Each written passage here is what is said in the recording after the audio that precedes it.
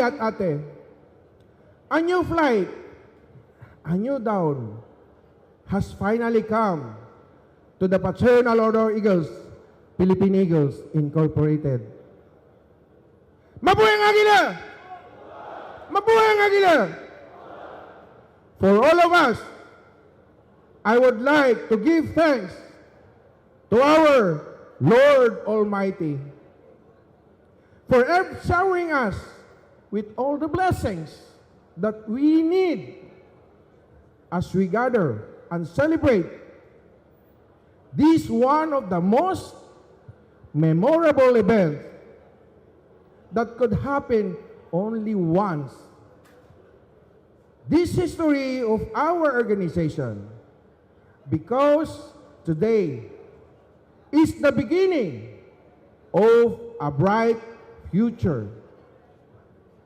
For the Fraternal Order of Eagles, Philippine Eagles Incorporated. Thank you to my family for all the love and support that they have given to me. Thank you to all my friends for the patience, encouragement, kindness, and understanding. Thank you to the founders and pillars of this organization for doing so a noble deed. Thank you for the organizers of these events who spent a lot of time and effort just to make it happen. And finally, thank you to all members of the Fraternal Order of Eagles, Philippine Eagles Incorporated, for trusting me. Without you, my dream of becoming your national president will never come true. According to Denzel Washington, who is a famous award-winning actor today, is also the beginning of the rest of our life. And it could be very frightening since we only one life. And it could be very frightening, very passionate about, because nothing in life is worthwhile unless we take risk. No passion to be found playing small and settling for a life which is less than one that we are capable of living. It's been a long and winding journey, but I'm finally here today. I'm picking up the piece on walking back into the light. These are the lyrics taken the song Sebastian entitled Angels Brought Me Here. In my quest to become the national president of the Fraternal Order of Eagles, Philippine Eagles Incorporated, there are a lot of hardship, challenges, and sacrifices, physically, emotionally, psychologically, and financially. But nothing can stop me from pursuing my dream and vision for our beloved organization. I have to bring with me plenty of patience in my daily dealings and laborious endeavors. I am now standing before you as the national president, but this is not the end of my journey being an eagle. Perhaps this is the beginning of new chapter, a new expedition, on a higher spur, and new hope for the Fraternal Order of Philippine Eagles Incorporated. These new fights, which I will lead, I certainly pointing us to the greater height, which we have never reached before, and no one has ever imagined. We will fly as one united eagles, ever respectful one another, and disciplined members of one flock and one brotherhood.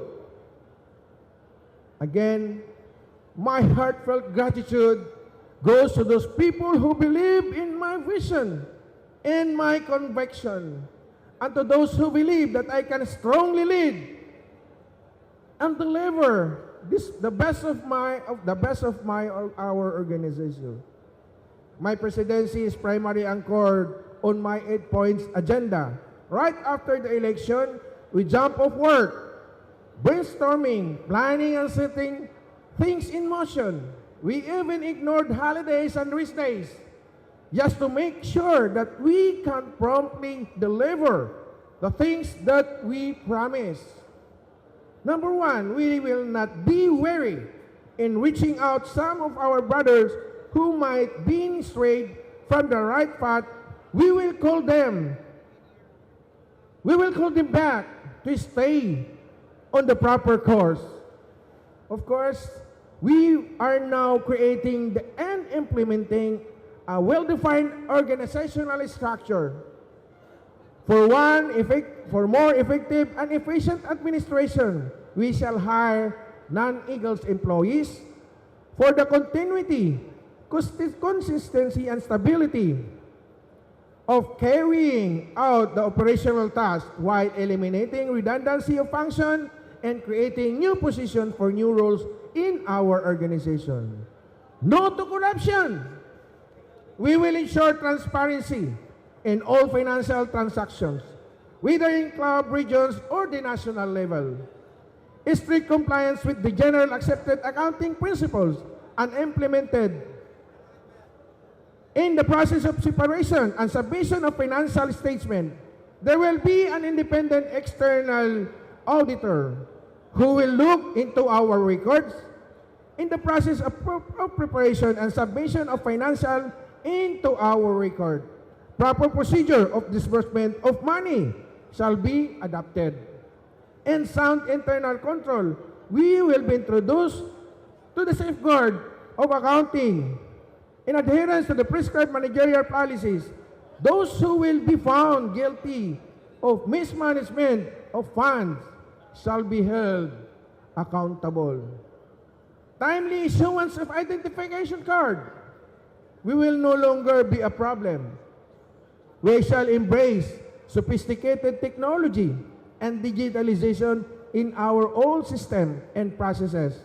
To be more efficient, convenient, and productive, there will be a strict penalty against any person who shall deliberately or intentionally cause of delay. We are now in the process of registration of Eagles Cooperative. In the cooperative development, it was eventually graduated into a multi-purpose cooperative with a period of 2 years. System and processes will be digitalized and automated. Just like operating and enjoying the convenience of GCash transaction, it will be on a dry run status on the 3rd month of this year. And operationally, in the 6th month, pwede na po na tayong mag-start sa ating negosyo. This will help us realize the economic, social, and cultural needs of our brethren, their families, and recipient of communities. Your club monthly dues, annual renewal membership fees, our assessment fee, National Assembly can be taken from your dividend arising from the net surplus by way of offsetting. Later on, we might be able to venture insurance and even establish our own bank. As Eagles, we must dream big, we must fly high.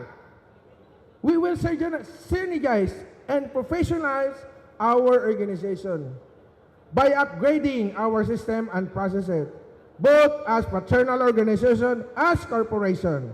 Based on the international standard, an ISO certificate may be long shot, but it is not impossible. Together with this dream, the construction of the Eagle's Nest in major island of Luzon and Visayas, Mindanao, we will expand our membership to all the corners of the world in a such way that we can find Aguila in every airport that we land, every hotel that we stay, every restaurant that we dine, in every workplace that we are employed at, we must give credit to my predecessors who spearheaded the fast expansion of membership, both locally and internationally. A legacy that is hard to match. We will ignore strong partnership. We will forge strong partnership with government agencies to such extent that we become the backbone of the government by being its primary implementer, a poverty alleviation program. At present, our organization is already considered as an efficient conduct of international non-government organizations in like of USA for humanitarian projects. I am very much honored to announce to you that I have meeting the Administrator Kuya Ignacio of Overseas Workers Welfare Administration. In a set meeting, we agreed to provide mutual support and cooperation in addressing the problems and saving the life of our distressed overseas worker, OFWs. We shall initiate sa gift of W ng Agila Plug Program through the support and assistance of OWA. And of course, nandito na rin ang ating, sabi ko nga, kasama natin ang ating Undersecretary ng Department of Migrant Workers. Of course, makakasama natin sa programang ito. Today, a mark of pivotal moment in our lives and in the life of our nation. As we gather to take the oath of office, we reminded of the great responsibility that He has been entrusted to us. By the members we serve, we stand the threshold of a new chapter, ready to embrace the challenges and opportunity that lie ahead. As we take this oath, let us reflect on the principles that we have guided us this moment. Let us remember the values of integrity, honesty, and compassion that He have shaped our journey. Let us reaffirm our commitment to the ideals of justice, equality, and freedom that we foundation of our fraternity. We are bound by a sacred duty to uphold the trust that He have been placed in us. We must lead with courage and conviction. We are always mindful of the impact of our decision on the lives of those we serve.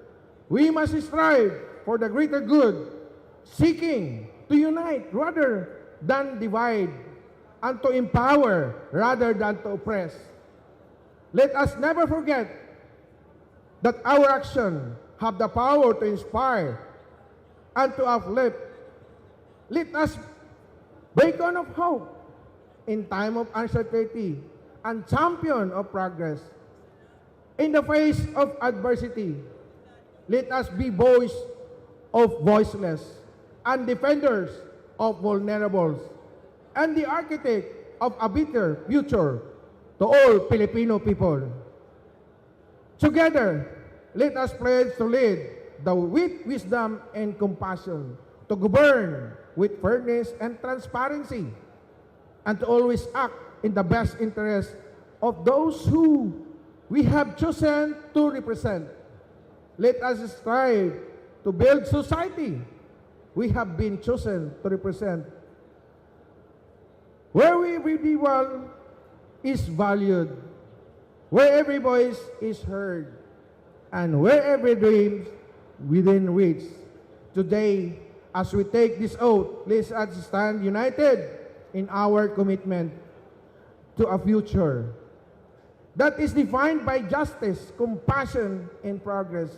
Let us embark to this journey with unwavering determination and boundless hope, knowing that together we build a world that a brighter, fairer, and more just for generation to generation.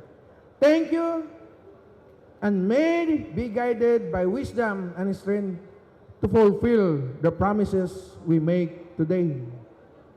I, Eagle Ronald de los Santos, I wholeheartedly committed to serve you as your National President of the Fraternal Order of Eagles, Philippine Eagles Incorporated. Mabuhay ang Agila! Mabuhay ang Agila! Maraming salamat mga kuya. Tayong mga Agila, ang layunin, magkakapatid, sa isang hadikahin, ang tumulong sa nangangailangan na dinaghintay ng anumang kabayaran. Di pagkakaunawaan ay ating isang tabi para sa kapakanan ng lahat, di lang ng ating sarili. Sa ating pag-angat at kasama ang iba, ating alalayan ang kapwa Agila. Sabay-sabay tayong lumipad ng matayog kasama ang inyong Kuya Ronald de los Santos, paglilingkod sa kapwa, pagkakaisa, yan ang tatak na tunay na Agila. Mabuhay ang Agila! Mabuhay ang Agila! Maraming salamat po sa inyo.